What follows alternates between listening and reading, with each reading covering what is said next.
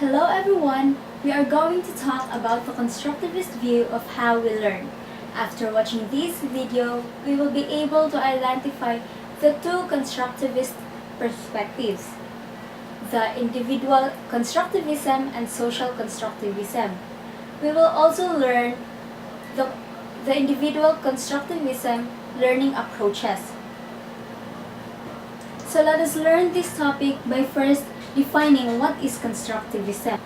At the heart of constructivism is the idea that students actively construct their knowledge from their personal experiences with others and the environment. This topic by first defining what is constructivism.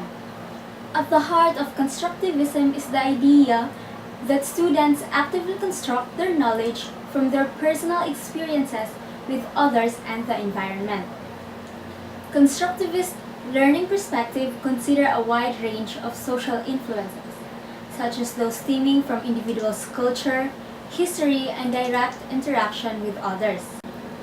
In addition, constructivist learning theories extend social cognitive theory by focusing not only on how people construct knowledge within themselves, but also on how they co-construct knowledge with others. So, let us go down to the next portion of our flow chart, the individual constructivism. Individual constructivism is also known as cognitive constructivism. As its name suggests, individual constructivism focuses on how individuals construct knowledge in their minds.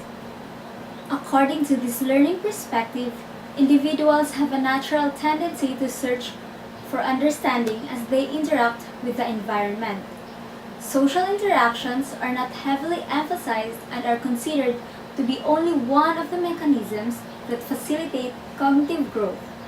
A learner's discussion with a teacher or peer may create cognitive conflict, motivating the learner to try to resolve the disequilibrium by individually reconstructing their knowledge structures. In the constructivist perspectives, the teacher's role should consist of providing instructional materials and supportive learning environments that are conducive to students' individual knowledge construction rather than transmitting their own thoughts and beliefs. This implies giving up the control of students' learning, allowing students' interest to drive the process of knowledge construction, and letting students make intellectual choices for themselves. Individual constructivist learning methods are characterized by actively engaging the student in experimentation to develop meaningful understandings. Consequently, individual constructivists are likely to support inductive learning approaches such as discovery and inquiry-based learning. So let us tackle about the two inductive learning approach. First is discovery learning. Jerome Bruner is well known for proposing the discovery learning method. Discovery learning happens when students are asked to try to find a solution to a problem or an explanation for a phenomenon rather than simply memorize rules and explanation presented by the teacher. A good example is a math class subject. The teacher writes a geometrical problem on the board and asks students to raise their hands when they find a way to get the answer. The teacher encourages participation by praising students, gives plenty of wait time until most students have raised their hands, calls on a student and asks the student to explain the way of finding the answer to the problem. Then the teacher writes the answer on the board and asks the rest of the class how many agree with the student's response. The second form of the learning approach is the inquiry-based learning.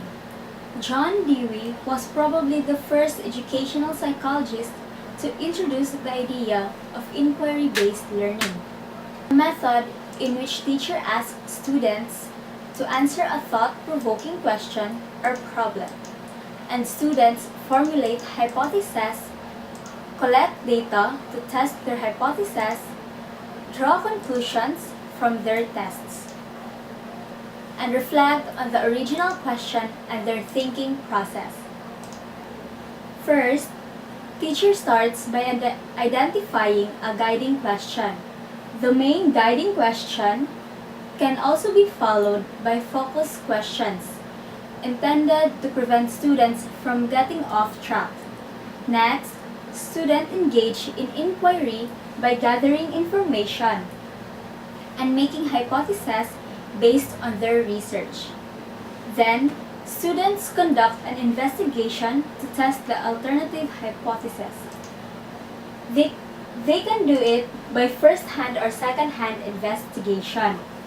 Finally, students evaluate their hypothesis based on the results of their investigation and can either come up with a good answer to the guiding question. At the end of each evaluation, students report their findings to the class. Inquiry-based environments are not just individual constructivist learning tools.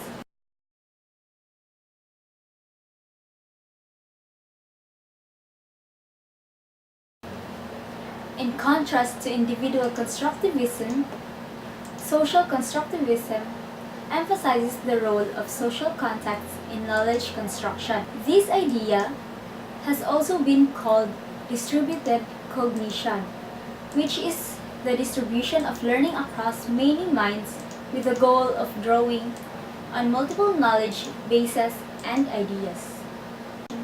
Thank you for watching and listening. Feel free to comment and let me know what you think about this video. Alright, this is Noreen Fuentes and that's all for now.